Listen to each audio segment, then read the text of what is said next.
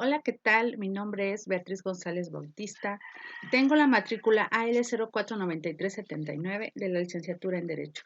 Soy de la ciudad de Jalapa, Veracruz. En esta ocasión les hablaré sobre el proceso acusatorio y la ley de amparo. Bueno, comencemos. Primero que nada, ¿qué es el amparo? Bueno, pues es un juicio constitucional destinado a proteger los derechos humanos y sus garantías jurídicas, reconocidas por la Constitución y tratados internacionales de los que México es parte. ¿Cuáles son los aspectos más importantes de la reforma constitucional del 2011? Las modificaciones que se hicieron en materia de derechos humanos a la Constitución en el 2011 constituyen un cambio en el modo de entender las relaciones entre las autoridades y la sociedad, ya que colocan a la persona como el fin de todas las acciones del gobierno. La reforma representa el avance jurídico más importante que ha tenido México para optimizar el goce y ejercicio de los derechos humanos. Los principales cambios de la reforma son la incorporación de todos los derechos humanos de los tratados internacionales como derechos constitucionales, la obligación de las autoridades de guiarse por el principio pro persona, que cuando apliquen normas de derechos humanos, lo que significa que deben preferir la norma o la interpretación más favorable a la persona. La obligación para todas las autoridades, sin distinción alguna, de cumplir con 4 obligaciones muy específicas: promover, respetar, proteger y garantizar los derechos humanos. ¿Qué son los derechos humanos? Pues son aquellos derechos que tenemos los seres humanos simplemente por el hecho de existir. Son los derechos que protegen los llamados bienes básicos. Son los derechos más importantes que tiene todo ser humano. ¿Qué son los principios del juicio de amparo? Los principios fundamentales del juicio de amparo son las reglas más importantes que se deben de observar en la tramitación y procedencia. Estos no son absolutos, son la regla general y en su mayoría tienen excepciones. El juicio de amparo es regido por reglas o principios que lo estructuran. Los principios fundamentales son el de iniciativa o instancia de parte, el de existencia del agravio personal y directo, el de relatividad de la sentencia, el de definitividad del acto reclamado y el de estricto derecho. ¿A qué está obligado el juez de garantía y el juez de control? El juez de amparo puede ser más en el cumplimiento de las obligaciones generales en materia de derechos humanos. Aunque a ellos los duden o no lo quieran aceptar, su carga es aún mayor en materia de derechos humanos que la que deriva de su función jurisdiccional. Las razones y fundamentos son los siguientes. Los juzgadores de amparo están obligados a respetar, proteger y garantizar los derechos humanos a través de investigar, denunciar y dar conocimiento a las autoridades competentes de la posible comisión de hechos delictivos de los que tengan conocimiento. Estas son garantías primarias que deben ejercer al lado de la garantía jurisdiccional que prima facie les compete.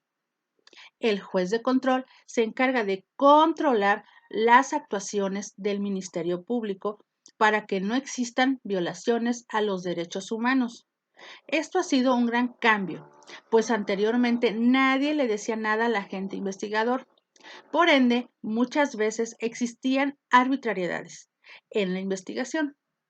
Aunado a esa función, también ejerce un control de legalidad, es decir, vigila que los actos que se lleven a cabo durante la investigación se encuentren apegados a la legislación mexicana.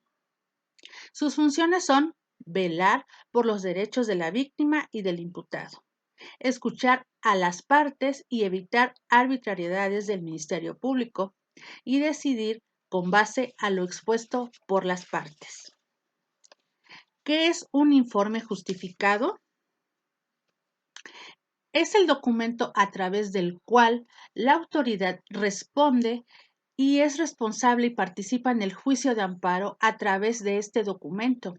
Desde luego, informa si el acto existe o no existe. Si el acto no existe, ahí termina este documento. Ahora, si el acto existe, la autoridad responsable pasará a la siguiente etapa, la defensa de validez constitucional del acto de autoridad. ¿De qué forma pueden decretarse las resoluciones reclamadas? La primera es oral.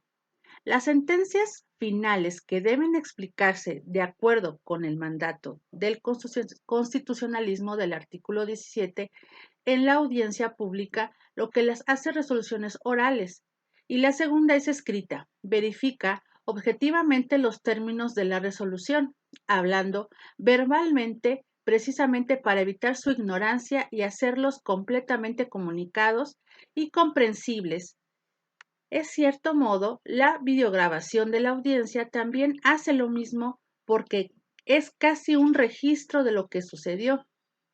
Con esto, se ha demostrado que no debe haber distinción a la validez legal de las resoluciones orales o escritas, ya que de una u otra forma, parte del mismo acto procesal incluso se acoplan. ¿Cuál es el rol del tercer interesado en el juicio de amparo? El tercero interesado, quien verá menoscabada su esfera de derechos si se declara la invalidez del acto que reclama el quejoso, acto cuya validez y existencia le interesa y por ello ha de tener intervención en el juicio de garantías. Tiene un interés propio y directo en que no prospere la acción ejercida por el agraviado y así quede subsistente el acto reclamado. Este interés justifica que sea llamado a juicio, que se le permita ofrecer y desahogar pruebas, que tenga la posibilidad de alegar, que pueda disponer de medios de impugnación contra las resoluciones contrarias a su posición, que pueda obtener sentencia favorable a su interés si fuera el caso.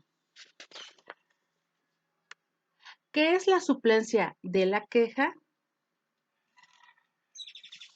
La suplencia de la queja extraña la posibilidad del juez o tribunal de traer al proceso los razonamientos o las argumentaciones no aducidas por una parte torpe o débil.